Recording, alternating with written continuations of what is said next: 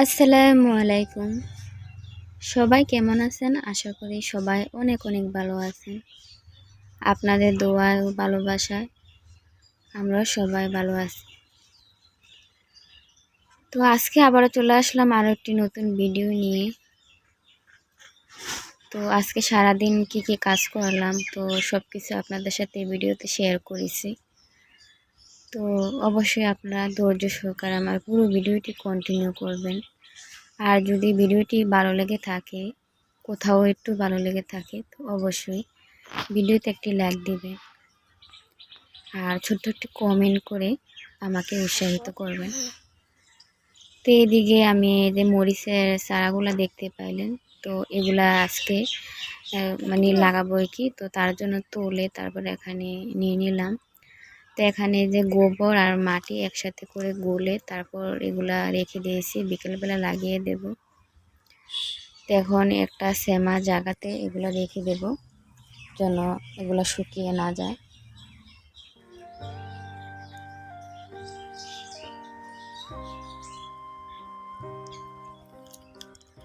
তো এটা হলো বেলপোড়া আর কি। তো কে কে বেলপোড়া খেতে পছন্দ করেন বা ভালোবাসেন তো অবশ্যই কমেন্ট করে জানাবেন।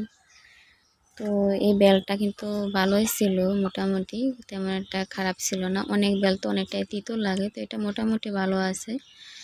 তো এটা পুড়িয়ে নিয়েছি, এখন বসে বসে খাবো আর কি। তো আপনারা ভিডিওটি দেখতে থাকুন।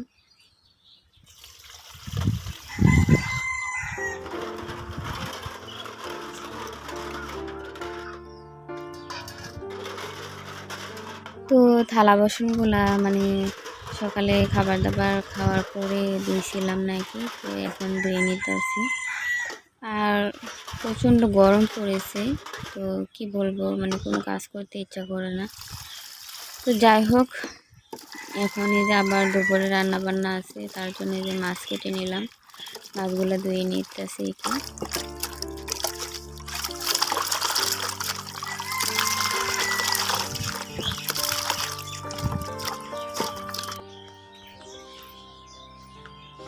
তো এখানে আবার চলে আসলাম এই যে রান্না বান্না করতে হবো। তো আসলে কি বলবো, আর শরীর মন খারাপ থাকলেও সংসারের কাজকাম তো করতে হবে, তাই না? একজনের মন খারাপ বা শরীর খারাপ থাকতেই পারে, সবার তো আর তা না। সবার জন্য হইলেও অন্তত এগুলা করতে হয়। তো যাই হোক, যতই গরম বা কষ্ট হোক না কেন, এগুলা এখন রান্না বান্না করে নেব আর কি।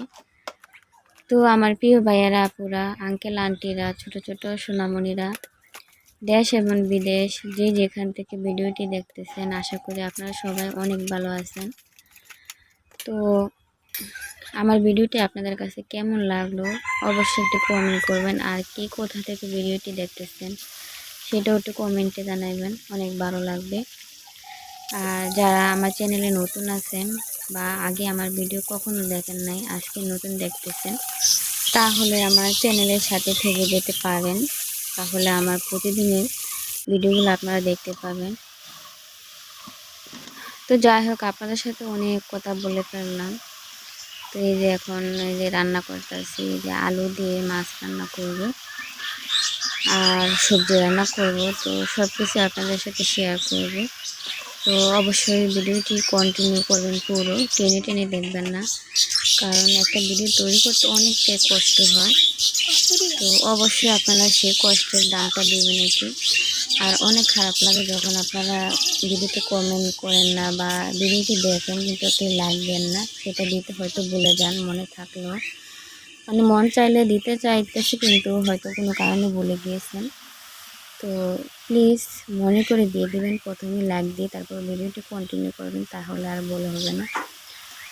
তো এই তো আমার আলুটা কষিয়ে নেওয়া হয়ে গিয়েছে, তো এখন আমি পানি দিয়ে দেবো আর কি। তো পরিমাণ মতো পানি দিয়ে তারপর আমি মাছগুলো দিয়ে দেবো, দিয়ে রান্নাটা করে নেব।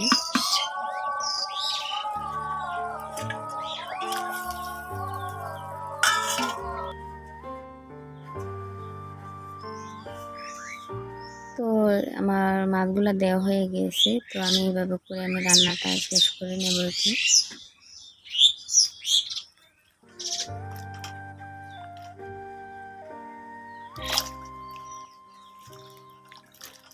তো এখানে সবজিগুলা কেটে তারপরে যে ধুয়ে নিতেছি।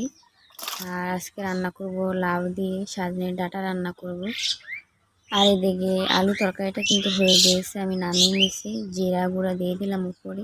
এখন ঢাকনা দিয়ে ডেকে রাখলে কিন্তু হয়ে যাবে।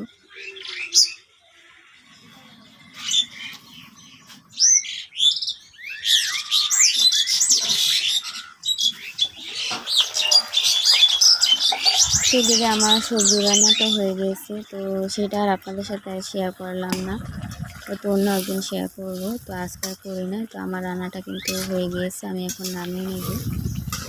তো আজকের ভিডিওটি আপনাদের কাছে কেমন লাগলো অবশ্যই কমেন্টে জানাবেন। তো আজকের ভিডিওটি এই পর্যন্ত। সবাই ভালো থাকবেন, সুস্থ থাকবেন। আল্লাহ হাফেজ।